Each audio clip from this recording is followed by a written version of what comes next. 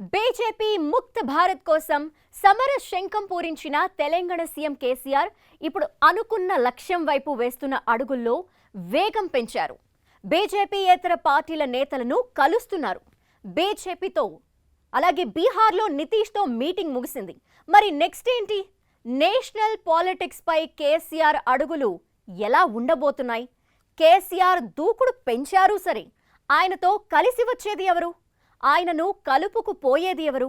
నాయకుడు లేని సేన చెల్లా చెదురైనట్టు లీడర్ ఎవరో ఫిక్స్ కాకుండా బీజేపీ మీద యుద్ధం చేసి గెలవటం సాధ్యమైనా? జాతీయ రాజకీయాల్లో ఎలాంటి మలుపులు చూడబోతున్నాం? తేల్చేద్దాం క్లియర్ కట్గా.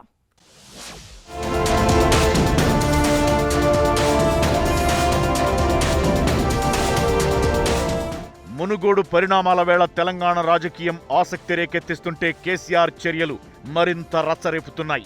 కమలం పార్టీ పేరు చెబితేనే కస్సుమంటున్న కేసీఆర్ కేంద్రంపై యుద్ధం ప్రకటించారు.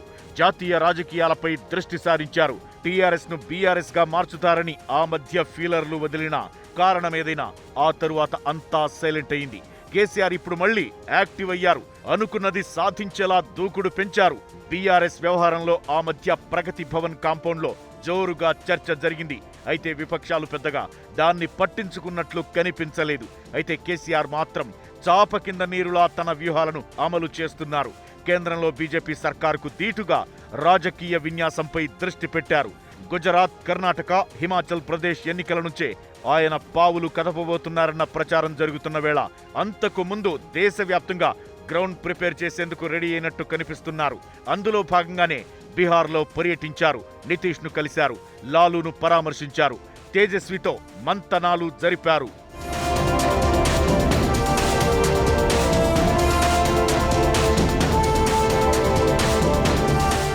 గాల్వాన్ లోయ ఘటనలో అమరులైన సైనిక కుటుంబాలతో పాటు సికింద్రాబాద్ అగ్ని ప్రమాద ఘటనలో చనిపోయిన బీహార్ కార్మికుల కుటుంబాలకు పరిహారం అందించిన కేసీఆర్ నితీష్ కుమార్, ఆర్జేడీ అధినేత లాలూ ప్రసాద్ యాదవ్తో ప్రత్యేకంగా భేటీ అయ్యారు.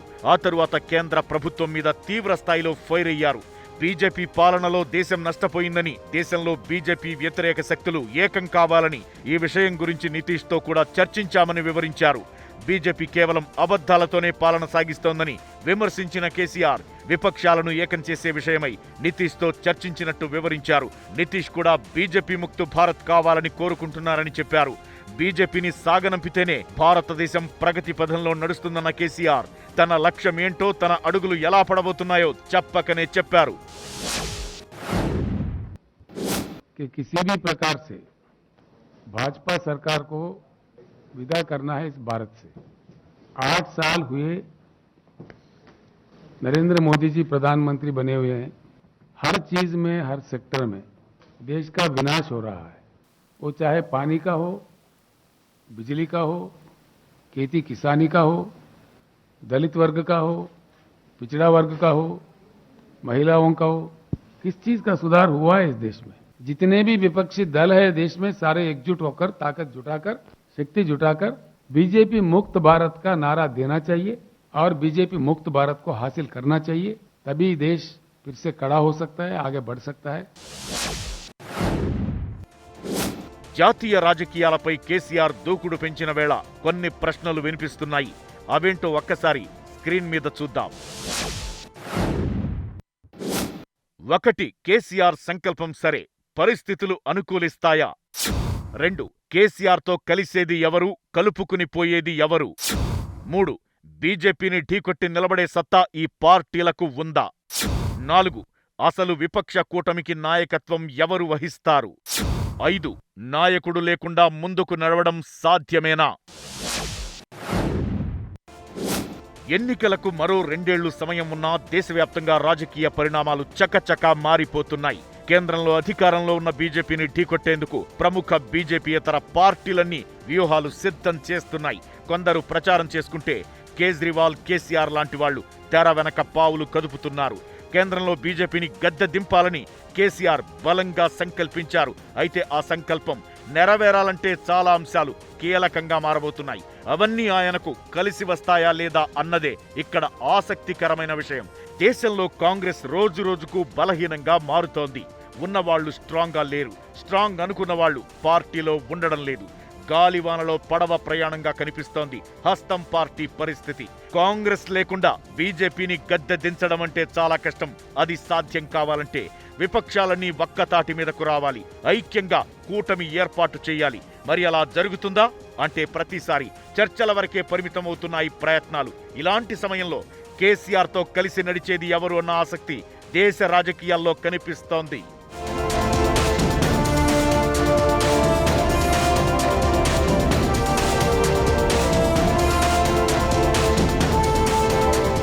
కాంగ్రెస్ వీక్ గా కనిపిస్తుంటే కమ్యూనిస్టుల అడ్రస్ కూడా గల్లంతవుతున్న పరిస్థితి.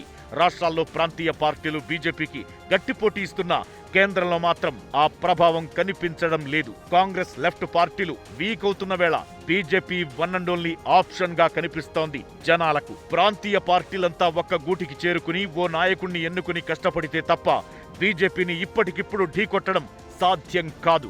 రేపటి రోజు బీఆర్ఎస్ పార్టీ ఏర్పాటు చేసి కేసీఆర్ జాతీయ రాజకీయాల్లోకి ఎంటర్ అయినా లేక కొత్త కూటమిని తెరపైకి తెచ్చినా ఉత్తరాదిన కీలక నేతలను ఒకే గొడుగు కిందకు తీసుకురాగలరా అన్న చర్చ నడుస్తోంది. మోదీకి పోటీ తామే అని ఉత్తరాది నేతలు ఎవరికి వారు ప్రయత్నాలు చేస్తున్నారు. పోరాటం పేరుతో ఇలా ఎవరికి వారు ప్రయత్నాలు చేస్తే ఫలితం వచ్చేదెప్పుడు, బీజేపీని ఢీ కొట్టేదెప్పుడన్న చర్చ జరుగుతోంది. ఇప్పటికే దేశవ్యాప్తంగా కేసీఆర్ ఓసారి పర్యటించి వచ్చారు. కొందరిని ఆయన కలిస్తే కొందరు ఆయన్ను హైదరాబాద్ లో కలిశారు. అయితే ఆ తరువాత మళ్లీ అంతా సైలెంట్ అయింది. ఇప్పుడు బీహార్ పర్యటనతో మళ్లీ జాతీయ రాజకీయాల్లో వేడి రాజుకుంది. ఇలా పర్యటనలు చేస్తే తప్ప హడావుడి కనిపించడం లేదు. ఈ పరిస్థితిలో మార్పు రావలసిన అవసరం ఉందన్న చర్చ జరుగుతోంది.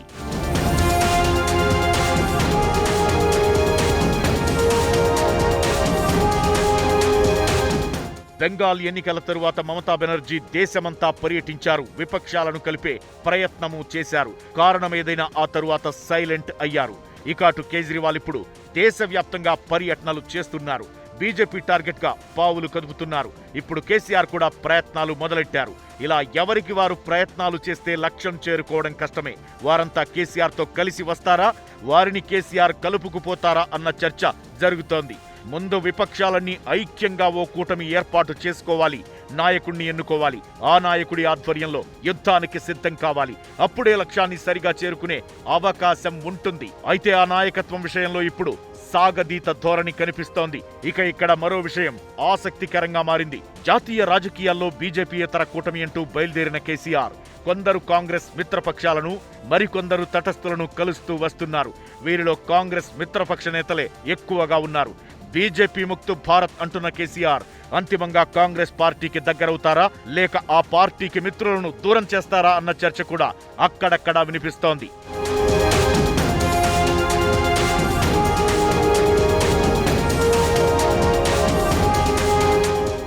విపక్ష కూటమికి నాయకత్వం ఎవరు వహిస్తారన్న ప్రశ్నకు కేసీఆర్ సమాధానం చెబుతున్న సమయంలోనే నితీష్ కుమార్ లేచిపోవడం ఇప్పుడు కొత్త చర్చకు దారితీస్తోంది. వీళ్ల ఐక్యత ఏంటో ఇక్కడే అర్థమవుతోందంటూ ప్రత్యర్థి పార్టీలు విమర్శలు గుప్పిస్తున్నాయి.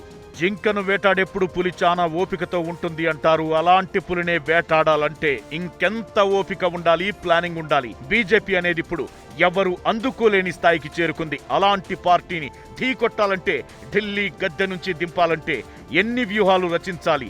వేరుగా ఉన్న అందరూ ఒక్కటే అన్నట్లు అడుగు వేస్తేనే అది సాధ్యమయ్యే అవకాశం ఉంటుంది. ఈగో ఇష్యూస్, ఆధిపత్య ధోరణితో ఎవరి దారి వారిదే అన్నట్లు ఉంటే ప్రయత్నం ఎప్పటికీ ప్రయత్నంగా మిగిలిపోతుంది. విపక్షాలను ఏకం చేసే ప్రయత్నాలు జరుగుతున్న వేళ ప్రతి పార్టీ గుర్తుంచుకోవలసిన విషయం ఇదే అన్నది మాత్రం క్లియర్ కట్. ఒక్క మీటింగ్ చాలు రాజకీయాన్ని మార్చేయటానికి. ఒక్క భేటీ పొలిటికల్ గా రకరకాల పరిణామాలకు కారణమవుతుంది. ఇప్పుడు టీడీపీ, బీజేపీ విషయంలో అదే జరుగుతోంది. ఆజాదీ కా మహోత్సవ్ భేటీలో మోదీని చంద్రబాబు కలిసిన తర్వాత రాజకీయం ఒక్కసారిగా వేడెక్కింది. ఎన్డీఏలో టీడీపీ చేరబోతోందంటూ ప్రచారం ఊపందుకుంది. ఇంతకీ ఇందులో నిజం ఎంత? ఈ ప్రచారం జోరుగా సాగుతూ ఉండటం వెనుక ఏదైనా వ్యూహం ఉందా? అసలు అన్నింటిలోనూ సహకరిస్తున్న వైసీపీని కాదని టీడీపీతో దోస్తీకి బీజేపీ సిద్ధపడుతుందా? పొలిటికల్ మూడు ముక్కలాటలో అసలేం జరుగుతోంది? తేల్చేద్దాం క్లియర్ కట్గా.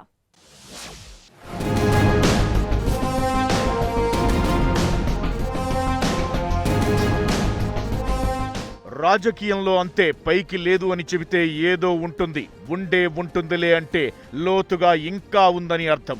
బయటకి కనిపించే పరిణామాన్ని బట్టి లోపల ఏం జరుగుతుందో అంచనా వేయడం కష్టం పాలిటిక్స్లో. ఒకప్పుడు బీజేపీతో దోస్తు మేరా దోస్తు అన్న టీడీపీ ఆ కమలంతో ప్రయాణం ఆపేసింది. ఒంటరిగా నడక మొదలుపెట్టింది. 3 ఏళ్లు తిరిగేసరికి మళ్లీ బీజేపీ టీడీపీ మధ్య పొత్తు అంటూ కొత్త చర్చ మొదలైంది. ఆజాదీ కా మహోత్సవ్కు సంబంధించి ఢిల్లీలో జరిగిన కార్యక్రమంలో ప్రధాని మోదీ, టీడీపీ అధినేత చంద్రబాబు కలిసినప్పటి నుంచి ఇలాంటి ఊహాగానాలకు అంతు లేకుండా పోయింది. చేరికపై బీజేపీ టీడీపీ నేతలు ఎవరికి వారు వివరణ ఇస్తున్నా ప్రచారం మాత్రం ఆగడం లేదు. చేరితే ఇలా, చేరకపోతే అలా అంటూ ఎవరికి వారు విశ్లేషణలు మొదలుపెట్టారు. అమిత్ షా మునుగోడు సభకు హాజరైనప్పుడు ఎన్టీఆర్తో సమావేశం కావడం రాజకీయాలను మరింత ఆసక్తికరంగా మార్చింది. కేంద్రంతో ప్రస్తుతం వైసీపీ సర్కార్ సన్నిహిత సంబంధాలే కొనసాగిస్తోంది. పార్లమెంట్లో ఎప్పుడు అవసరమొచ్చినా అధికార పక్షానికి అనుకూలంగా ఓటేసి తమ విధేయతను చాటుకుంటూనే ఉంది వైసీపీ. అలాంటి పార్టీకి వ్యతిరేకంగా టీడీపీని ఎన్డీఏలో చేర్చుకుంటుందా అన్న చర్చ మొదలైంది.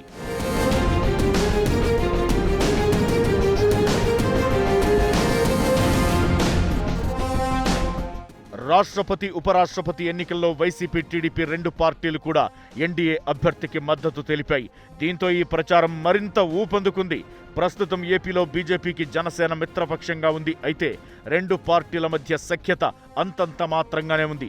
బీజేపీ నేతలు టీడీపీతో పొత్తు వార్తలను ఖండిస్తున్నా టీడీపీ మాత్రం కాదు అని మాత్రం అనడం లేదు. ఎన్డీఏలో చేరబోతున్నామంటూ జరుగుతున్న ప్రచారంపై అలా ప్రచారం చేసే వాళ్లే సమాధానం చెప్పాలని, తాను ఇప్పుడే స్పందించనని చంద్రబాబు అంటున్నారు. ఇలా పొత్తుల వ్యవహారంపై సైకిల్ పార్టీ సేఫ్ గేమ్ ఆడుతోంది. అవును అనడం లేదు, అలా అని కాదు అని చెప్పడం లేదు. దీంతో ఏపీ రాజకీయాలు మరింత ఆసక్తి రేకెత్తిస్తున్నాయి. ఏపీలోనే కాదు, తెలంగాణలోనూ ఈ చేరిక వ్యవహారం ఆసక్తికర చర్చకు దారితీస్తోంది.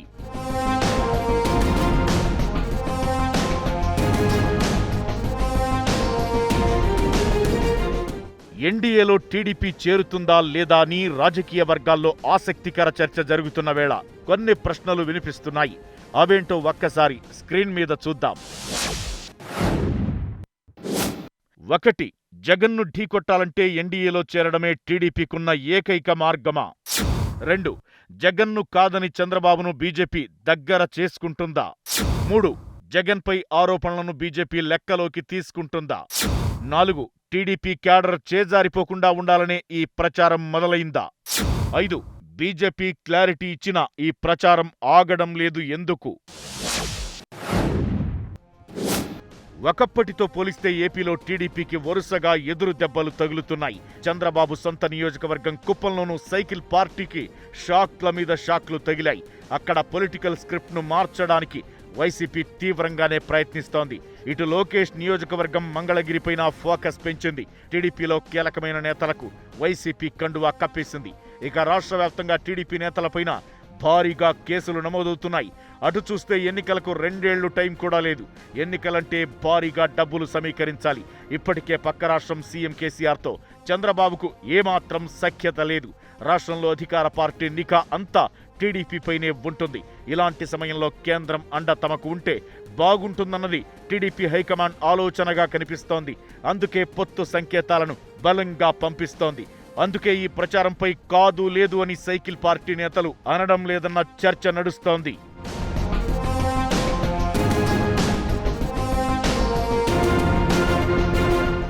ఇక ఏపీలో అధికార వైసీపీ ప్రస్తుతం కేంద్రంతో సఖ్యతగానే ఉంది. ఎన్డీఏలో లేరు అన్న మాటే గాని ఎప్పుడూ కేంద్రం గీసిన గీత దాటినట్లు కనిపించలేదు. ఎన్డీఏ సర్కార్ ప్రతి నిర్ణయంలో మద్దతుగా నిలిచింది వైసీపీ. టీడీపీతో కంపేర్ చేస్తే ఏపీలో వైసీపీ సూపర్ స్ట్రాంగ్ గా కనిపిస్తోంది. ఇలాంటి టైంలో జగన్ను పక్కన పెట్టి చంద్రబాబును దగ్గరికి చేర్చుకుంటారా అంటే దాదాపు సాధ్యం కాదు అన్న అభిప్రాయమే వినిపిస్తోంది. జగన్ మీద అవినీతి ఆరోపణలు ఉన్నాయి కాబట్టే వైసీపీని బీజేపీ దూరంగా పెడుతుందన్న ప్రచారం కూడా వినిపిస్తోంది. కర్ణాటక లాంటి రాష్ట్రంలో చాలా మంది బీజేపీ నేతలపై ఇలాంటి ఆరోపణలే ఉన్నాయి. వైసీపీని దూరం చేసుకోవడానికి అసలు ఇది రీజనే కాదు అన్నది మరికొందరి అభిప్రాయం. ఏపీలో ప్రస్తుత రాజకీయ పరిస్థితులను గమనిస్తే ఇప్పటికిప్పుడు వైసీపీని దూరం పెట్టి టీడీపీకి పెద్దపీట వేసే అవకాశాలు కనిపించడం లేదు అన్నది మాత్రం క్లియర్.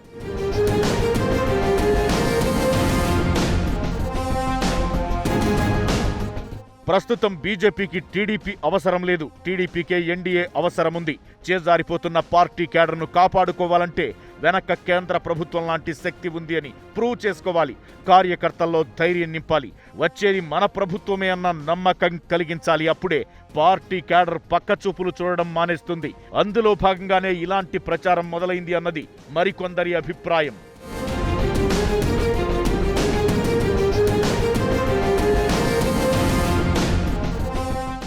ఏపీలో టీడీపీతో పొత్తు వ్యవహారం తెలంగాణలోనూ బీజేపీపై ప్రభావం చూపే అవకాశం ఉంటుంది. పొత్తు ప్రచారం ఇలానే కొనసాగితే అది టీఆర్ఎస్కు ఆయుధంగా మారే అవకాశం ఉంటుంది. తెలంగాణలో జోరు మీదున్న కమలం పార్టీ అధికారమే లక్ష్యంగా పావులు కదుపుతోంది. ఇలాంటి సమయంలో ఏ పొరపాటు జరగకుండా ఉండాలని ప్లాన్ చేస్తోంది. BJP parliamentary board member Laxman స్వయంగా క్లారిటీ ఇచ్చారు. తెలంగాణలో ఒంటరిగానే పోటీ చేస్తామని, ఎన్డీఏలో టీడీపీ చేరడం లేదు అని క్లారిటీగా చెప్పారు. దీంతో ఈ ప్రచారానికి ప్రస్తుతానికి బ్రేకులు వేసే ప్రయత్నం చేశారు. ప్రచారమే అది. అటువంటి ఆలోచనలు లేవు మాకు. మేము తెలంగాణలో, దక్షిణాదిలో కర్ణాటక తర్వాత అధికారం స్వతహాగా కైవసం చేసుకుని ఆంధ్రప్రదేశ్లో పవన్ కళ్యాణ్తో కలిసి ఒక బలీయమైన రాజకీయ శక్తిగా ఎదగడానికి దానికి ప్రణాళికలు రూపొందిస్తాం. ఖచ్చితంగా అక్కడ ఉన్నటువంటి జగన్ పట్ల వ్యతిరేకత మరి దాని అవకాశంగా తీర్చుకోవడానికే భారతీయ జనతా పార్టీ తమ వంతు ప్రయత్నం చేస్తుంది. రాబోయే ఎన్నికలు టీడీపీకి, ముఖ్యంగా చంద్రబాబుకు డూ ఆర్ డై లాంటి ఎన్నికలు. వయస్సు, ఆరోగ్యం లెక్కలోకి తీసుకుంటే ఈసారి ఖచ్చితంగా గెలవాల్సిన పరిస్థితి. ఇప్పటికే పార్టీ కేడర్ బలహీనంగా మారుతోంది. ఇలాంటి సమయంలో హోప్ కావాలి. అందుకే ఈ ప్రచారం తెర మీదకొచ్చిందన్న చర్చ నడుస్తోంది. చెరువులో చేపలు పట్టాలంటే రెండు మార్గాలు. ఒకటి వల వేసి పట్టుకోవడం, రెండు చెరువు ఎండిపోయే వరకు ఎదురుచూసి అప్పుడు పట్టుకోవడం. రాజకీయంలో బీజేపీ ఎప్పుడు రెండో మార్గం ఎంచుకుంటుందని చాలా మంది అభిప్రాయం. అలాంటిది వీక్ అవుతున్న టీడీపీని బలంగా మార్చి పొత్తు పార్టీగా మాత్రమే ఉండాలని కమలం పార్టీ కోరుకోదు. సైకిల్ పార్టీని బలోపేతం చేయాలని అసలే కోరుకోదు. టీడీపీ నేతలు తెలుసుకోవాల్సింది ఇదే అన్నది మాత్రం క్లియర్ కట్. తెలుగు సినిమా ఈ మధ్య చూసిన అప్స్ అండ్ డౌన్స్ అన్నీ ఇన్ని కావు. RRRతో దేశవ్యాప్తంగా రీసౌండ్ ఇస్తే ఆ తర్వాత గ్రాఫ్ దారుణంగా పడిపోయింది. టాలీవుడ్ ఉనికే ప్రశ్నార్థకం కాబోతుందా అన్న భయాలు కనిపించాయి. సీతారామం, కార్తికేయ, బింబిసారా ఇండస్ట్రీకి హోప్ ఇచ్చాయి. ఈ ఫలితాలతో అయినా ప్రేక్షకుడు తనకేం కావాలని చెప్తున్నాడో ఇండస్ట్రీ అర్థం చేసుకోవాలన్న కామెంట్స్ వినిపించాయి. మెగాస్టార్ చిరు కూడా అలాంటి వ్యాఖ్యలు చేశారు. కటౌట్ కాదు, కంటెంట్ ముఖ్యం అన్నారు. మెగాస్టార్ పాఠాలతో దర్శకుల్లో మార్పు వస్తుందా? టాలీవుడ్ రూట్ మార్చుకుంటుందా? తేల్చేద్దాం క్లియర్ కట్గా. ప్రేక్షకులు థియేటర్లకు రావడం లేదని ఆ మధ్య నిర్మాతలు చేసిన హంగామా అంతా ఇంతా కాదు. అంతా మీరే చేశారంటూ ప్రేక్షకుల మీదే తప్పు వేయడం మొదలు పెట్టారు. ఏం సినిమాలు తీస్తున్నారో, ఎలాంటి సినిమాలు తీస్తున్నారో కనీసం పట్టించుకోలేదు. కంటెంట్ ఉంటే హీరో పెద్దోడా చిన్నోడా, సినిమా పెద్దదా చిన్నదా అని ప్రేక్షకుడు పట్టించుకోడని సీతారామం, బింబిసారా, కార్తికేయ సినిమాల విజయంతో ప్రూవ్ అయింది. రొటీన్ రోత కొట్టుడు సినిమాలకు ఇప్పటికైనా బ్రేకులు వేసి కంటెంట్ మీద కాన్సంట్రేట్ చేయండి ప్రేక్షకుడు టాలీవుడ్ కు సందేశం పంపించాడు. ఇప్పుడు మెగాస్టార్ కూడా అదే మాట చెప్పారు. కటౌట్ ముఖ్యం కాదు, కంటెంట్ మాత్రమే ముఖ్యమని అదిలేకే ఆచార్యను కూడా ప్రేక్షకులు పక్కన పెట్టారంటూ మెగాస్టార్ చిరు చేసిన కామెంట్స్ ఇప్పుడు తెగ వైరల్ అవుతున్నాయి. నాకైతే అలాంటి డౌట్ లేదు. మనకు ఖచ్చితంగా మంచి సినిమా ఇవ్వగలిగితే వస్తారు, లేదంటే 2 రోజులే పోతుంది. అందులో ఆ బాధితులు నేను కూడా ఒకడిని ఈ మధ్య కాలంలో. కాబట్టి కంటెంట్ అనేది ప్రధానం. RRR, విక్రమ్, KGF2, మేజర్ ఈ సినిమాలు మాత్రమే నిర్మాతలకు లాభాలు పండించాయి. వీటిలో RRR, మేజర్ తప్ప మిగతావన్నీ డబ్బింగ్ సినిమాలే. బింబిసారా, మేజర్ కు మధ్య చాలా సినిమాలు అలా వచ్చి ఇలా వెళ్ళిపోయాయి. రొడ్డ కొట్టుడు కథలు, అంతకు మించి రాడ్ అనిపించే కథనాలు, అర్థం లేని సన్నివేశాలు, పైగా వీటన్నింటికి తోడు మండిపోయిన టికెట్ రేట్లు ప్రేక్షకుడిని థియేటర్కు దూరం చేశాయి. Chiranjeevi, Ram Charan, Acharya, Ravi Teja Khiladi, Ramarao on duty, Ram the warrior, Nani Ante Sundaraniki, Naga Chaitanya thank you, Gopichand Pakka commercial, latest గా లైగర్, ఇలా బజ్ క్రియేట్ చేసిన సినిమాలన్నీ బాక్స్ ఆఫీస్ దగ్గర బొక్కబోర్లా పడ్డాయి. లాజిక్ లేని సీన్లు, అర్థం పర్థం లేని పాటలు, ఏమాత్రం ఆసక్తి కలిగించని సన్నివేశాలతో సినిమా అంటేనే ప్రేక్షకుడికి విసుగు వచ్చేసింది. థియేటర్ల వైపు ప్రేక్షకులు వెళ్లడం మానేశారు. అలాంటి ఇండస్ట్రీకి సీతారామం, బింబిసారా, కార్తికేయ ఊపిరి పోశాయి. సినిమాలో మ్యాటర్ ఉంటే తమను ఎవ్వరూ ఆపలేరని ప్రేక్షకులు మరోసారి ప్రూవ్ చేశారు. ఇప్పుడు చిరు కూడా అటు ఇటుగా చెప్పింది అదే. ఎందుకు సినిమా హిట్ అయింది, ఎందుకు సినిమా ఫ్లాప్ అయింది, ఎందుకు ఆ సినిమా హిట్ అయింది అనేది మీరు ఎప్పటికప్పుడు డిసెక్ట్ చేసుకుంటూ ఉండాలి, దాని మీద రీసెర్చ్ చేస్తూ ఉండాలి. Emotion is more important. Chiru వ్యాఖ్యలతో టాలీవుడ్ లో కొత్త చర్చ మొదలైంది. సినిమాలపై కొన్ని ప్రశ్నలు వినిపిస్తున్నాయి. అవేంటో చూద్దాం. 1. చిరు మాటలను డీకోడ్ చేస్తే అర్థమయ్యేదేంటి? 2. తెలుగు సినిమాల్లో కంటెంట్ మిస్ అవుతోందా? 3. మెగాస్టార్ సూచనలతో మార్పు వస్తుందా? 4. ఆ 3 సినిమాలు నేర్పిన పాఠం ఏంటి? బాక్సాఫీస్ రికార్డును బ్రేక్ చేయాలంటే కంటెంట్ను నమ్ముకోవడం తప్ప మరో దారి లేదన్న చిరంజీవి వ్యాఖ్యలిప్పుడు టాలీవుడ్ ను షేక్ చేస్తున్నాయి. సినిమా అంటే 4 ఫైట్లు, 6 పాటలు, ఓ ఐటమ్ సాంగ్, హీరో బిల్డప్లు, హీరోయిన్ అందాల ఆరబోతలు కాదు. ప్రేక్షకుడు సినిమాను అలా చూడడం లేదు. ఆడియన్స్ టేస్ట్ ఎప్పుడో మారిపోయింది. హీరో 6 అడుగులు ఉన్నాడనో, హీరోయిన్ కుందనపు బొమ్మలా ఉందనో సినిమా చూసే రోజులు కావివి. మంచి స్టోరీ కావాలి, ఆ స్టోరీలోకి ప్రేక్షకుణ్ణి తీసుకెళ్లాలి. అప్పుడు ఇప్పుడు అదే హిట్ ఫార్ములా. ఇప్పుడు చిరు చెబుతోంది కూడా అదే. రియలైజేషన్ వచ్చిన అనుభవం వల్ల కలిగిన రియలైజేషనో కానీ కట్అవుట్ కాదు, కంటెంట్ ముఖ్యమన్నాడు. నిజమే, కంటెంట్ ఉన్నోడికి స్టార్ హీరోల కట్అవుట్లు అక్కర్లేదు. అలాగే కంటెంట్ ఉన్న సినిమాకు మౌత్ టాక్ చాలు. వసూళ్ల వర్షం కురవడానికి, కురిపించడానికి. స్టోరీ అదిరిపోతే ఆ రిజల్ట్ ఎలా ఉంటుందో, థియేటర్లో ఎలాంటి జాతర కనిపిస్తుందో బింబిసారా, సీతారామం, కార్తికేయ 2 ప్రూవ్ చేశాయి. ఈ 3 సినిమాల్లో భారీ బడ్జెట్ లేదు, అద్భుతమైన కాస్టింగ్ కూడా లేదు. అయినా సరే బాక్స్ ఆఫీస్ దద్దరిల్లే రెస్పాన్స్ కనిపించింది. చాలా రోజుల తరువాత రిపీట్ ఆడియన్స్ కనిపించారు ఈ 3 సినిమాలకి. కంటెంట్ ఉంటే ఎలాంటి ప్రచారం అవసరం లేదు, మౌత్ టాక్ చాలు. లైగర్ విషయంలో జరిగింది, కార్తికేయ హిట్ ప్రూవ్ చేసింది అదే. అయితే ఆచార్య థ్యాంక్ యూ మాచర్ల నియోజకవర్గం లైగర్ డిజాస్టర్ గా మిగలడానికి కారణం భారీ కట్అవుట్లున్న కంటెంట్ లేకపోవడమేని పెద్ద హీరోల నుంచి చిన్న హీరోల వరకు గ్రహించగలగడం ఇండస్ట్రీకి మంచి పరిణామమే. పేరుతోనే ప్రేక్షకులను థియేటర్కు రప్పించగల ఆమిర్ ఖాన్, అక్షయ్ కుమార్ సినిమాలు భారీ పరాజయం మూటగట్టుకున్న టైంలోనే హిందీలో ఊరు పేరు లేని నిఖిల్ కార్తికేయ 2 కొత్త సంచలనాలు క్రియేట్ చేసింది. అది కంటెంట్ కు ఉన్న పవర్. ఓటీటీలు వచ్చాక సినిమాకు భాషా భేదాలు చెరిగిపోయినట్టే స్టార్ హీరో, స్టార్ డైరెక్టర్ వంటి లెక్కలు మారిపోయాయి. భాషలకు అతీతంగా ఇప్పుడు ఇండస్ట్రీలన్నింటికీ ఒక్కటే లెక్క, సినిమాలో కంటెంట్ ఉందా లేదా అనే. కొత్త డైరెక్టర్లు, అప్కమింగ్ డైరెక్టర్లే కాదు, బడా డైరెక్టర్లు కూడా కంటెంట్ ఉంటేనే సర్వైవ్ కాగలరు. మెగాస్టార్ చేసిన విలువైన సూచనను ఇప్పటికైనా డైరెక్టర్లు పాటిస్తే ఇండస్ట్రీకి మళ్లీ పాత రోజులు వస్తాయి. ఇక్కడ డైరెక్టర్లు, నిర్మాతలు, హీరోలు చేయాల్సింది ఒక్కటే, ఆడియన్లా ఆలోచించాలి, ఆడియన్ కోసం ఆలోచించాలి. అప్పుడే ప్రేక్షకుడు ఎలాంటి కథలు కావాలనుకుంటున్నాడో అర్థమవుతుంది.